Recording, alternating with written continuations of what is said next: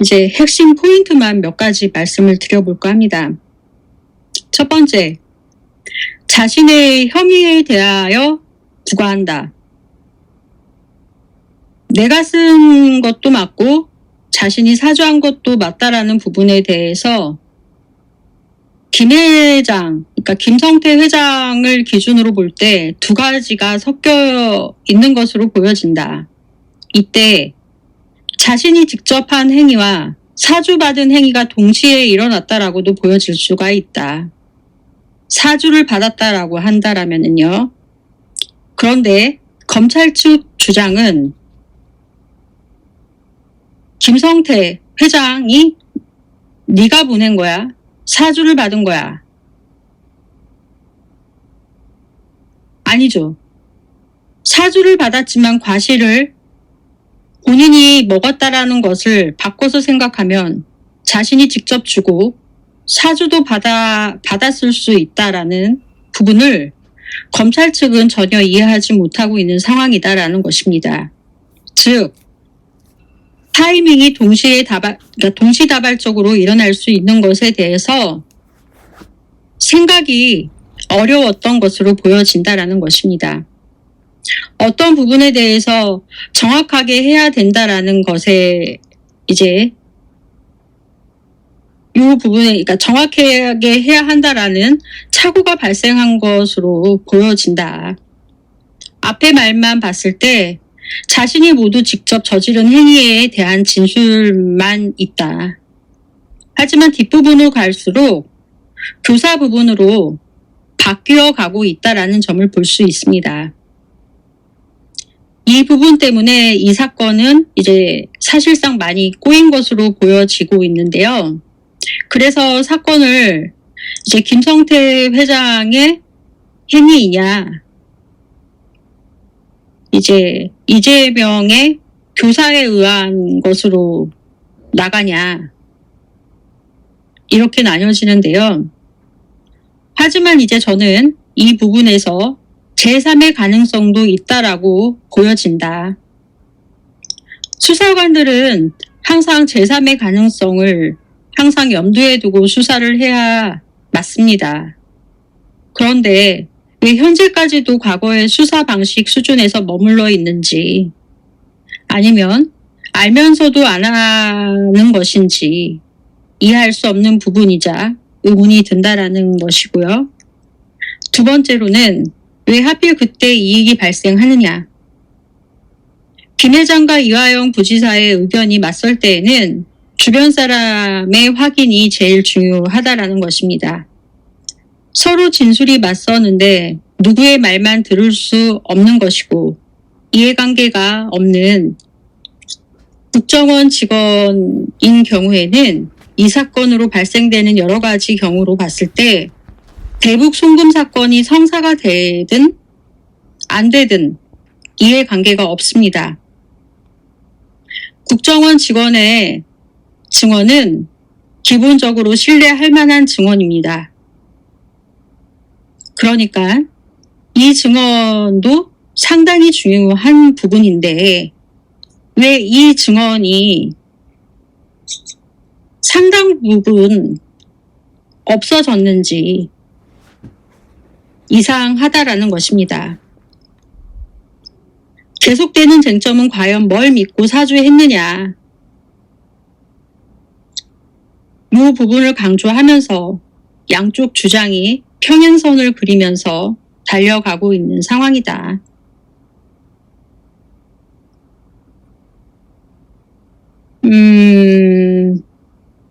대가를 준다고 했을 때 어디에 줘야 하나? 보통 이럴 때는 현금으로 뽑아서 증거가 남기지 않게 주는 게 보통 상식입니다. 김의 입장에서 이재명 지사를 보고 준 것이다. 실행범에게 누가 이것을 계좌이체하고 흔적을 남기겠느냐. 직접 만나서 주는 것이죠. 어떻게 흔적을 남기겠느냐. 사주한 사람이 실행범에게 직접 찾아서 주라고 하는 경우가 어디 있겠습니까? 그러니까 머리가 부족하지 않는 이상 이럴 때에는 갑과 을이 바뀐 상황이다라는 것입니다. 의도를 하고 돈을 주었다? 급박하게 돈이 필요하거나 이득을 봐야 되는 상황이나 단독으로 범행을 저질렀을 때 이유가 있어야 합니다. 북한 측이 제대로 돈을 받았는지 확인도 안 했습니다.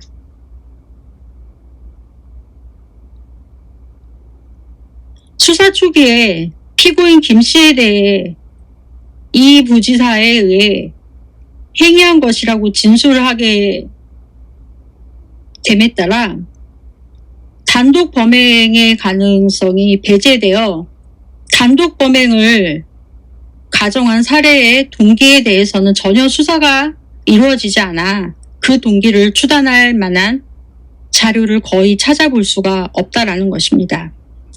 다만 재판부에 부탁하고자 하는 부분은 김 회장의 이제 성격이 워낙 괴팍한 상황이라 당시 이제 거래 시 갈등 상황이 생겨 우발적인 범행이 일어났을 가능성에 대해서는 생각해보지 않았나. 그리고 교사범이잖아요. 이화영 부지사가 김 회장 주장으로는 이때 이제 상황이 어땠나. 이제 소송 발생의 여부 확인은 했나. 이때 당시 김 회장의 소송이 제기되지 않아야 이게 성립이 되는 것입니다. 왜냐하면 대북 관련 또는 주가 조작으로 부당이익 관련으로 소송이 제기되지 않아야지 성사가 되면 모두 이제 어그러지게 되니까. 그렇다고 한다라면은 이미 이제 소송이 진행되고 있었다. 그렇다면 공시 송달로 하면 이제 결식 재판으로 돼서 재판이 확정이 된다. 그렇다면 피해가 더 크다. 재산을 잃게 된다. 이것이 맞냐? 원한으로 인한 사주가 발생된 사건이냐?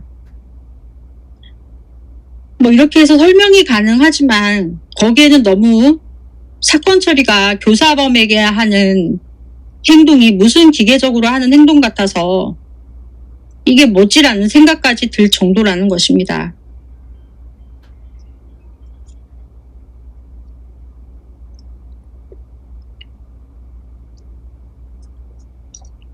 단독 범행을 그렇다면 왜 벌였냐?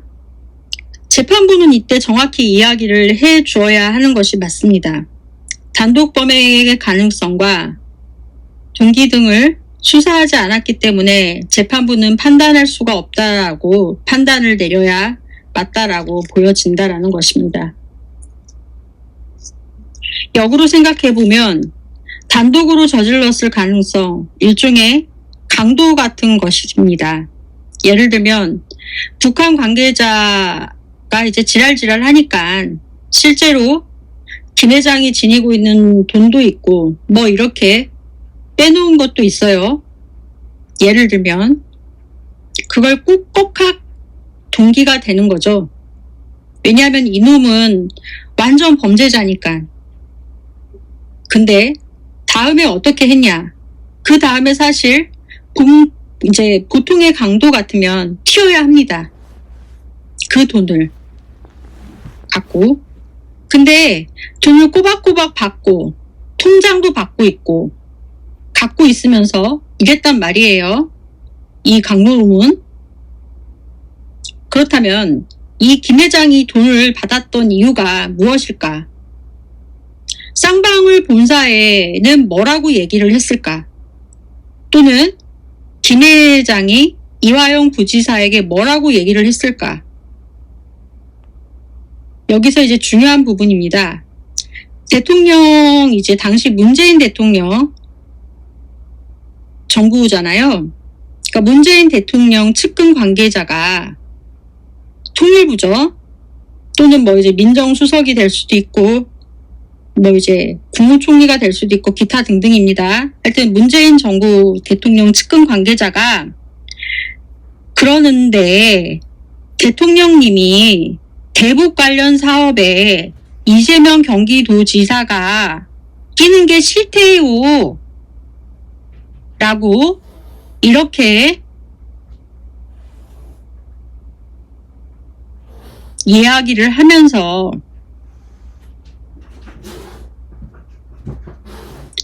이쪽으로 돈을 보내주세요 라고 하면서 이것을 쌍방울 회사 측에서 전해 듣고 못 해주겠냐 라는 것입니다. 그럼 쌍방울 측에서 이 소리씩을 듣고 이제 그래 뭐 이번에 보내고 나중에 돌아오겠지. 몇 번 보내줄 수 있습니다. 이렇게 시작되었다라고 하면은 김 회장은 빠져나갈 수가 있다라는 것입니다. 어떤 과정에서 일이 이렇게 되었는지 부분에 대해서 검찰이 수사를 안 한 것이라는 것입니다. 범죄의 사실에 대한 입증 책임은 검사에게 있는 것이고 유죄 인정은 합리적인 의심을 할 여지가 없을 정도로 공소 사실이 진실한 것이라는 확신을 가지게 하는 증명력을 가진 증거에 의하여만 그와 같은 증거가 없다라면 설령 피고인에게 유죄가 의심이 된다 하더라도 피고인이 이익으로 판단할 수밖에 없다라고 하려는 말을 하고 있습니다. 범죄 사실에 대한 입증 책임은 검사에게 있습니다.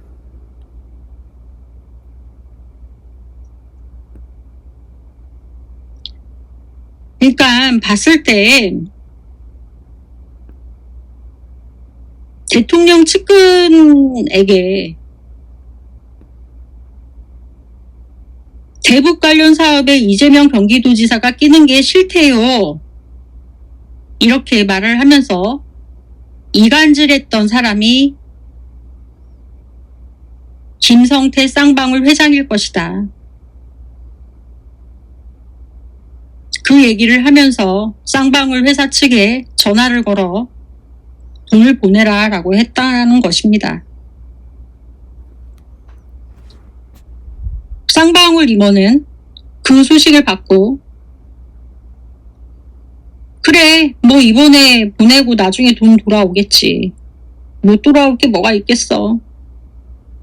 이런 식으로 돈을 몇 번씩 보내주었던 것입니다.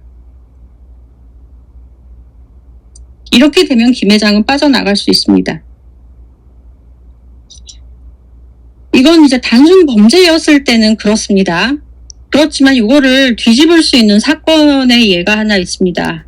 우리 이제 그래서 이때 보면은 어떤 일이 발생이 되느냐. 수출국 정부의 보조금 교부를 보조금 협정 위반으로 주장해서 이제 직접 WTO 분쟁 해결 절차에 제소하는 방안이 있습니다. 이제 여기서 이제 문제가 보조금 협정이 특별히 이제 규제하고 있는 금지 보조금, 수출 보조금, 수입 대체 보조금이라는 게 해당이 되는데요.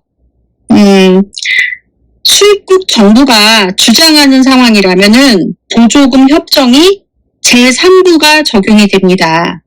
그렇지만 일반 보조금이라면은 제4부가 적용이 된다라는 것인데 이 경우 수입국 정부가 제소국이 되고 수출국 정부가 피제소국이 된다라고 하면은 수입국 정부가 승소한다라면 문제의 보조금 교부 조치는 철폐 내지 변경이 된다라는 것입니다.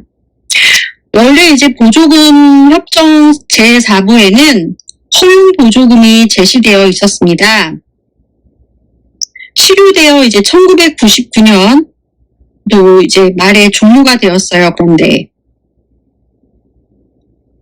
협정문은 그대로 포함되어 있기는 하지만 이제는 더 이상 적용되지 않고 있는 문서입니다. 여기에는 세 가지가 포함이 되어 있는데요. 연구개발, R&D 보조금이 포함이 되어 있고요. 환경개선 보조금이 포함이 되어 있습니다. 그리고 낙후 지역 보조금이 포함이 되어 있다는 것입니다. 이 세 가지가 포함이 되어 있는데요. 현재로서는 정부가 환경 개선을 위한 보조금을 교부하여도 여기에 대한 면책 조항이 없습니다. 그러니까 그 자체가 보조금 협정에 대한 위반을 구성하게 된다는 것입니다. 그러니까 스마트팜, 경기도의 스마트팜이 환경 개선을 위한 보조금을 교부하였다. 그래서 이 면책 조항이 없다라는 이유만으로 보조금 협정에 대한 위반을 구성하게 된다. 이 부분을 지금 노린 건 아닌가. 이는 이제 국제사회가 한편으로는 환경 개선을 위한 정부의 지원 조치를 요구하고 있으면서도 다른 한편으로는 이제 정부의 지원 조치를 국제협정에 반하는 보조금 교부 조치를 취하면서도 일정한 그러니까 제재를 가하고 있는 역설적인 상황이며 충돌을 하고 있어요. 그러니까 국제법규의 충돌 현상을 잘 보여주고 있는 얘가 이제 대표적인 사례예요. 환경을 위해서 한다라고 하면서도 환경개선 보조금에 대해서는 이제 면책 조항이 없다라는 것입니다. 그래서 이 대북 송금 사건을 이제 보자라는 것입니다. 유엔 제재 위반을 은폐 방조했다라고 하면은 이 사건은 이제 김성태 쌍방울에 의한 게이트가 되는 것이라는 것입니다. 그렇다고 한다면은 이 사건은 검찰에서 조사를 해야 되고 법원에서 할 게 아니라는 것입니다.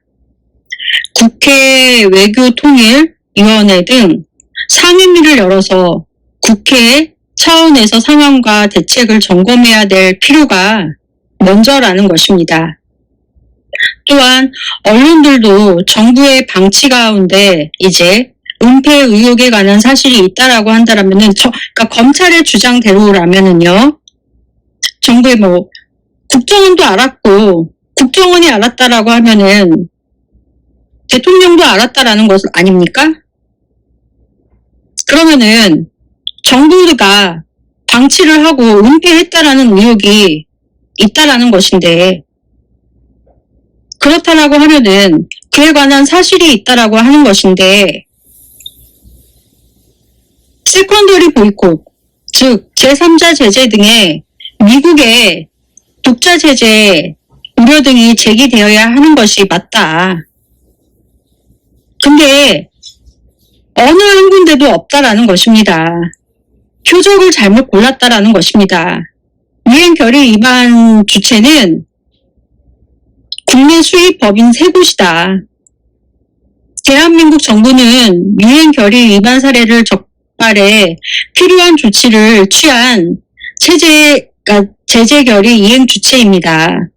피해자를 가해자로 바꿔치기 한 것과 다르지 않다라는 것입니다.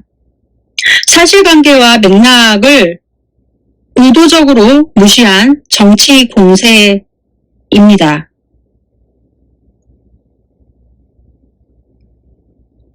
한미 공조와 함께 정부 내 관련 부처 협력을 통해 이제 의심 거래가 있다라면은 검사, 조사, 수사에 나서야 한다라는 것입니다.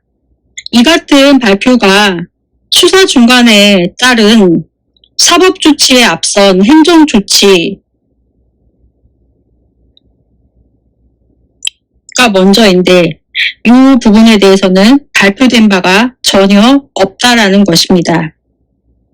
정부는 유엔 안보리 대북제재위원회 산하 전문 패널이 있고 그 보고서에 보면은 그러한 내용이 유엔 통보 계획까지 포함이 되어 있습니다. 이는 유엔 제재 결의 이행과 관련해 회원국 정부가 취급해야 할 의무가 5단계 조치 의무가 모두 아우르고 있습니다. 첫 번째, 쌍방울 대북 송금 사건 관련 정보 입수 공유. 두 번째, 경기도 스마트팜 도시 검색과 스마트팜 검사. 세 번째, 조사 수사 진행. 네 번째, 관련자 처벌. 다섯 번째, 송금 계좌 사용 금지, 자금 출납 억류 등 5단계 조처를 모두 했거나 취할 예정이었어야 했다라는 뜻입니다. 정부의, 그러니까 문재인 정부라는 것입니다. 당시 문재인 정부였으니까. 문재인 정부는 당시 해당 상황을 알면서도 방치 및 은폐, 논란, 미국 정부의 세컨더리 보이콧 우려 등과 관련해 세 가지 대목에 주목할 필요가 있다는 것입니다.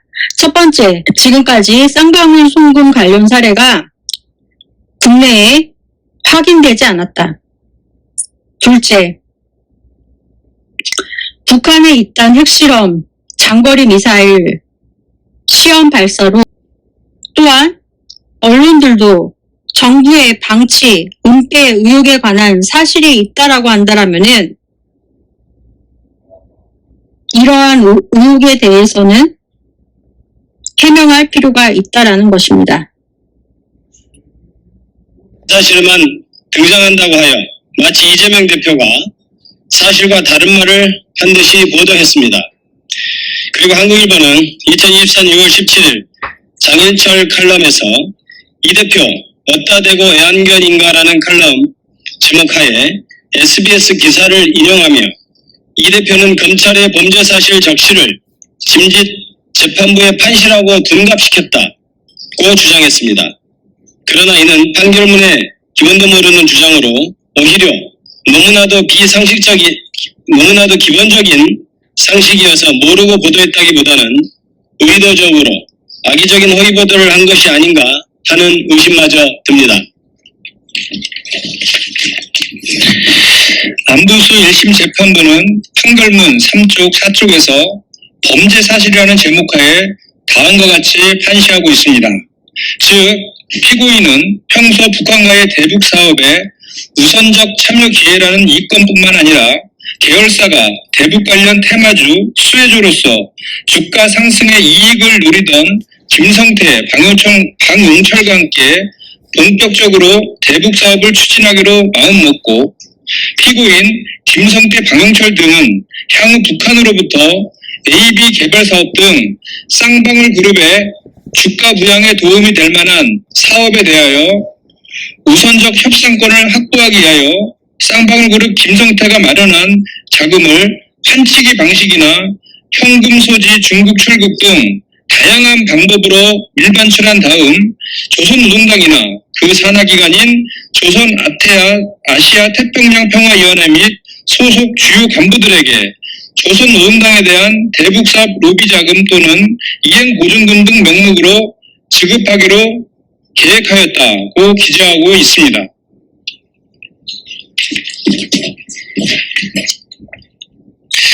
이러한 판결문의 범죄 사실은 위 보도와 같이 검찰 주장이 담긴 범죄 사실이 아니라 법원이 재판의 결과로 인정한 범죄 사실입니다. 그렇듯 김성태가 주가 상승의 이익을 노리고 대북 사업을 추진하기로 한 것과 주가 부양에 도움이 될 만한 사업에 대하여 우선적 협상권을 확보하기 위하여 북한 측에 돈을 지급하려 했던 점을 재판부가 명백히 인정한 것이고 이를 지적한 이재명 대표의 말은 모두 맞다 할 것입니다. 그러므로 이재명 대표가 마치 검찰의 주장에 불과한 범죄 사실을 재판부가 인정한 듯이 말했다고 비난하는 보도는 명백히 거짓입니다. 그리고 위 보도들의 주장을 그대로 따른다고 하더라도 검찰부터 주가 부양 목적이라고 인정했다는 것인데 이는 법원이 인정했다는 것보다 더욱 그간의 이재명 대표의 주장이 맞음을 인정하는 것으로 자신들이 무슨 보도를 하는지도 모르고 하는 어이없는 보도라 할 만합니다.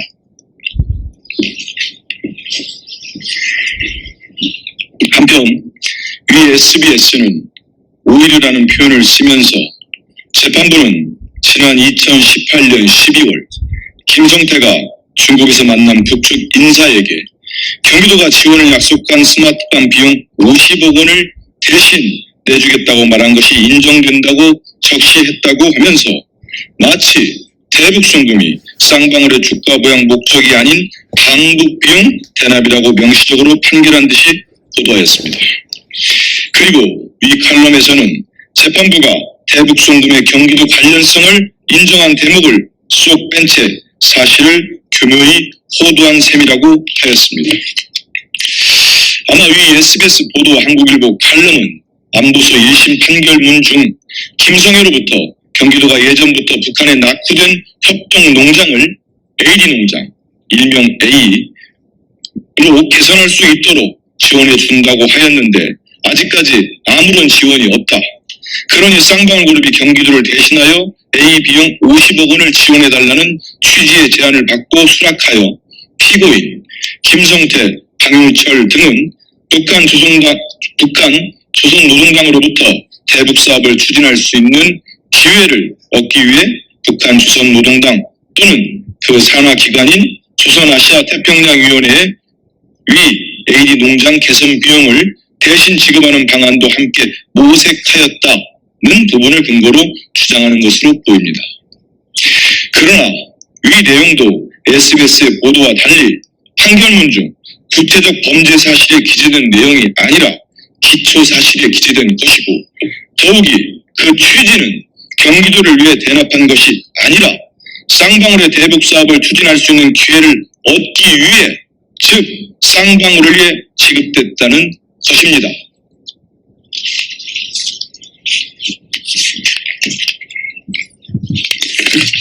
안보소 1심 판결문 중 구체적 범죄 사실 부분에 뭐라고 기재되는지 살펴보면 북한 관련 사업 등 원활한 진행을 위한 노비자금 등의 명목으로 이와 7만 달러를 지급하였다.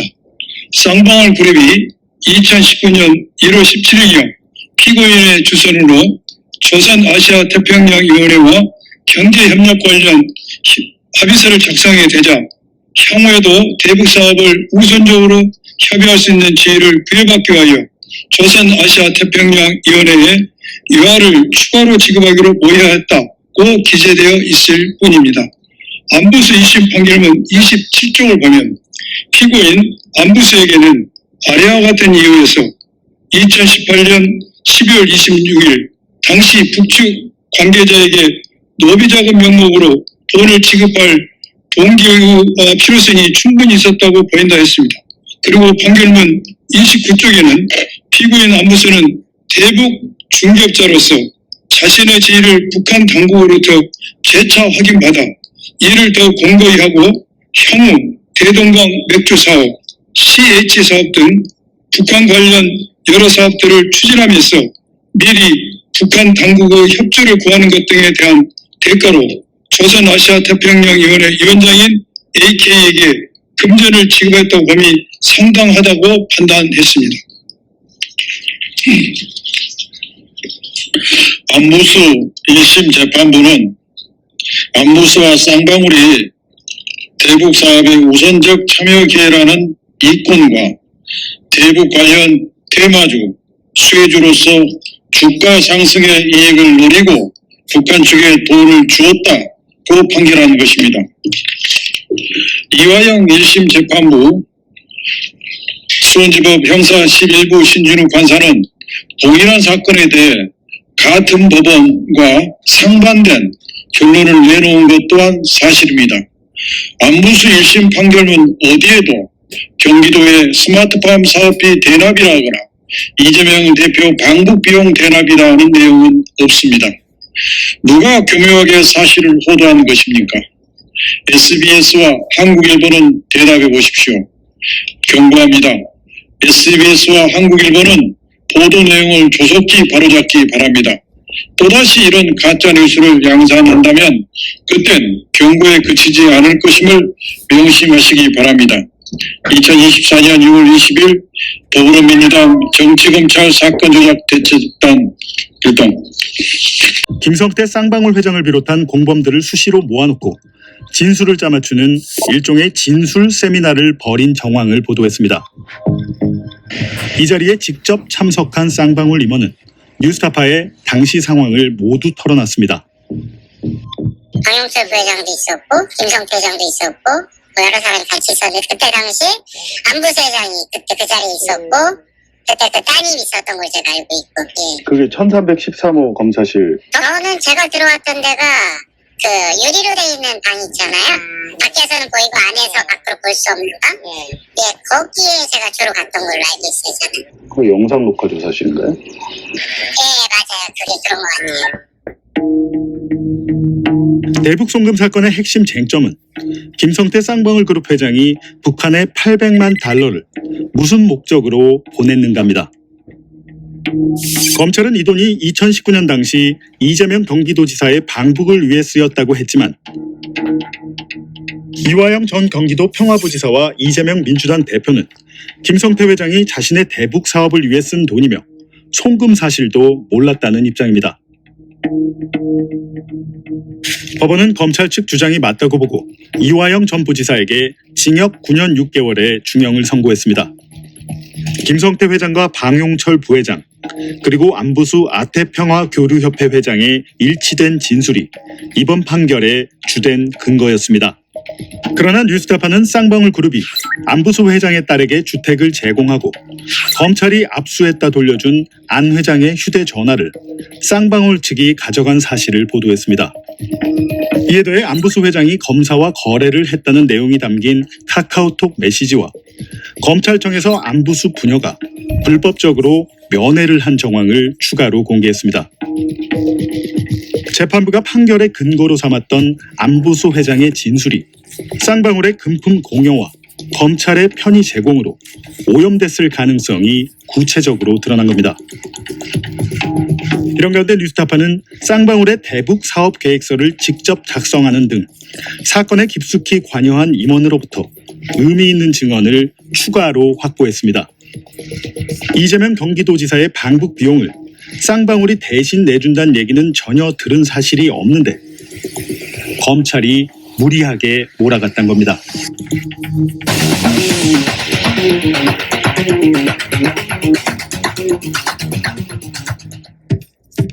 쌍방울 김성태 회장이 2018년 12월 말에 중국 단동에서 북한 측을 만나 제시한 북남 협력 제안서입니다.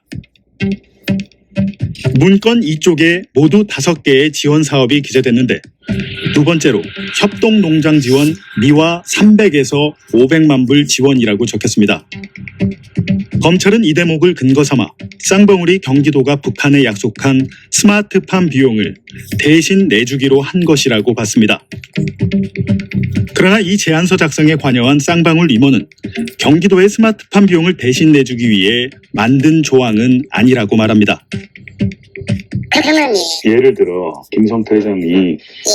이재명의 경기도 스마트팜 비용 혹은 이재명의 방북 비용 이런 식으로 얘기를 해라 이렇게 지시한 건 없습니까? 왜 뜬금없이 스마트팜이 왜 나올까? 뭐 저도 그런 의아심이 있었고 또 한 가지는 이제 과거에 그 계획을 짜면서 그 계획은 누가 지시해서 짠 게 아니라 아무것도 없는 판에다가 이런 게 있으니 이걸 갖다가 이제 각색을 한 자료예요. 하다 보니까 근데 경기도는 이화영 부지사 제가 몇 차례 만났고 또 뭐 스마트팜이다 이런 것들에 대해서 그분이 직접 얘기를 하신 건 아니지만 뭐 이렇게 장 통해서 자료도 주고받은 걸로 알고 있고 그러다 보니까 뭐 그냥 지금 생각해보면 이게 스마트팜이 경기도에서 밀고 있던 사업이었겠구나.